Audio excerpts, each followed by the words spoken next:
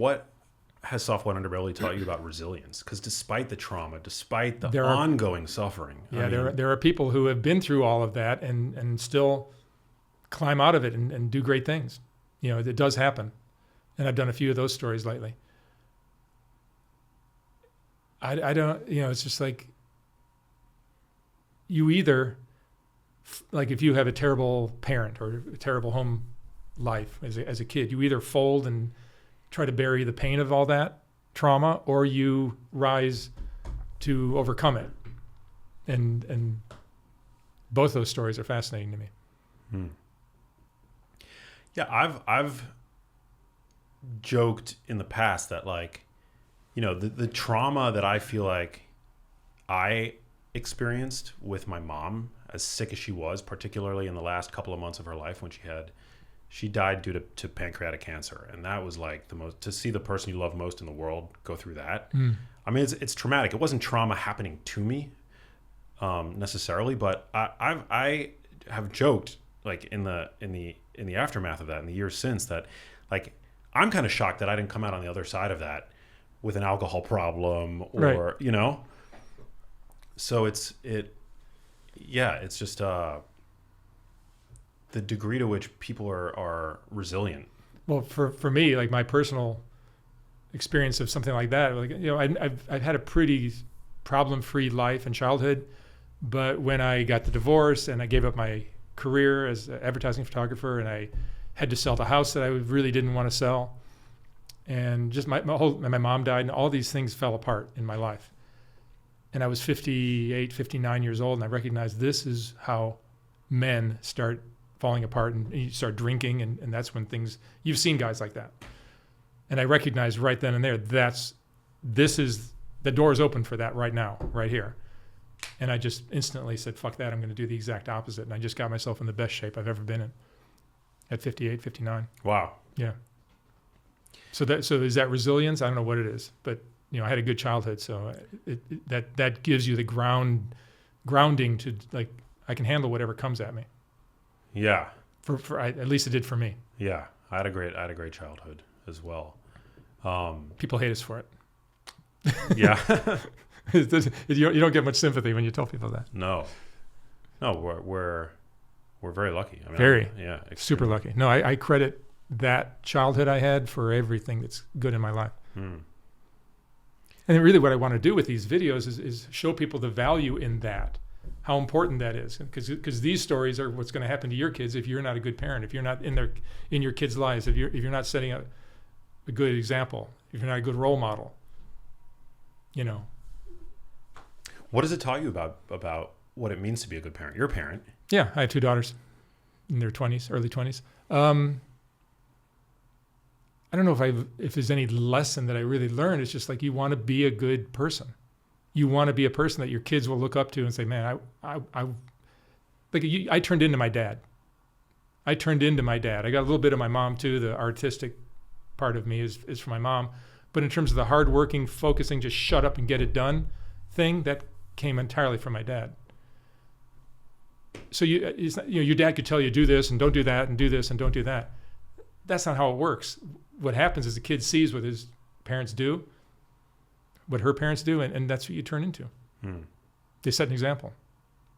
Yeah. Bishop Don Magic Juan, who's a pimp, who has I forget, I'm sure the number's wrong, but I think he told me in the first interview I did with him, I think he has 19 kids. And he goes, I'm a good parent. I'm always telling my kids what to do. And I'm just like, no, dude, you got to be there in your kids' lives to, like, show them how to do things. I mean, the idea of good parenting is something that, like, you know, I feel like as long as you show your kids love, but conversely, I mean, it's like, I can't imagine what it takes for somebody to become such a monster. Like, you know, some of the stories that I've come across on your channel, it's like, it makes you really believe that evil exists in the world when you hear some of these stories about it. It's hard to believe in God. Yeah. Hard to believe in God when you've heard so many stories of little innocent kids, 4, 5, 6, 7, 8 years old, getting taken advantage of. It's like, I get emotional just thinking about it. And, but like, what was God doing? God's busy. If he's so powerful and all that, like, what's he doing? It makes it hard to believe in anything. Do you ever get emotional while you're recording the interviews? Yeah, it's happened a couple of times recently. Didn't happen so much when I was on Skid Row doing 7, 8, 9 of these a day. I'm just like speeding through them, not paying attention to how many kids they have and things like that. But now I'm doing fewer and I'm being more selective about who like most of the interviews I do now, I end up using. Whereas before I was using like 1 out of 4, 1 out of 5 that I did. Now it's almost everything I shoot gets used. So they're more powerful speakers, and I'm more present when I'm doing them. So I did an interview recently with a man who lost his son to suicide. I think his son was 21, up in Vancouver, and that story got to me. Because I have 2 daughters that age.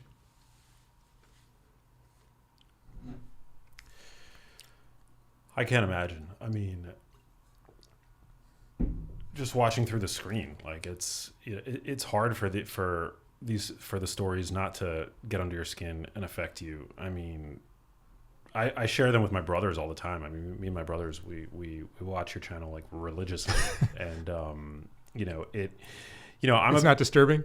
No, I mean it makes you appreciate what you've got, and it makes you appreciate that you've come out on the other side of childhood without any major scars. That's what it's done for me. It's made me so great. I was grateful before I started this project, but now I see how lucky I was, and my daughters are lucky to not have had that kind of trauma in their lives. And I think a lot of the audience sees it that way. A lot of the audience, it makes them feel better to see these other people that are going through hell. It's also a Scared Straight program, and other people just can't handle it. They just say, I can't watch that stuff. It's too dark. It's not, as I said in the intro to my channel, it's like, this isn't for everybody. I knew that going into it. This channel is not for everybody. Yeah. It also makes me feel really grateful, and it grounds me because I can be, which I'm grateful for, because I could be prone to nihilism myself. Like I recognize that I'm, I mean, I hate using the term privilege because I feel like it's been so weaponized, but like, I grew up in New York City. I grew up to parents who loved me, and they were affluent during my childhood. And, but nonetheless, so despite recognizing that, I see life as being full of suffering, no matter who you are. Really? Yeah.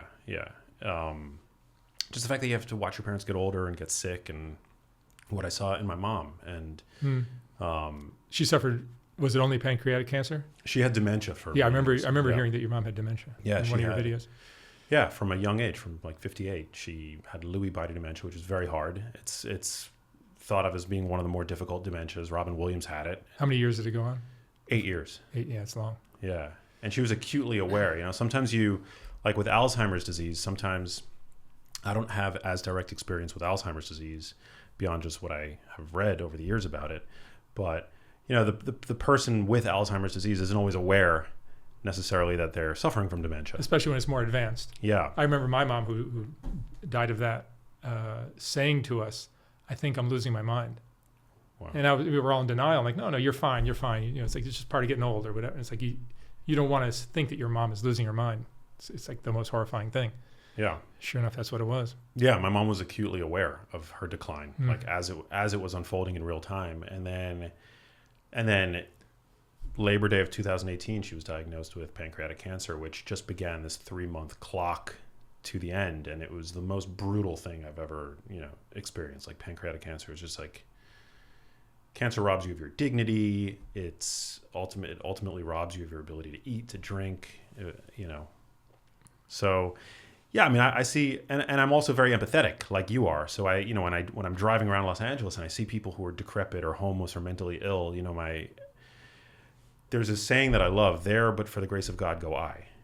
It's like I see these people and I'm like, well, a few things happened differently in my life. Maybe I won the genetic lottery. That was the title I was considering for my channel, was Grace of God. Wow. But I'm not a religious person. I just felt that wasn't quite appropriate. Yeah. Wow. Too limiting. Hey, if you liked that video, you need to check out this one here, and I'll see you there.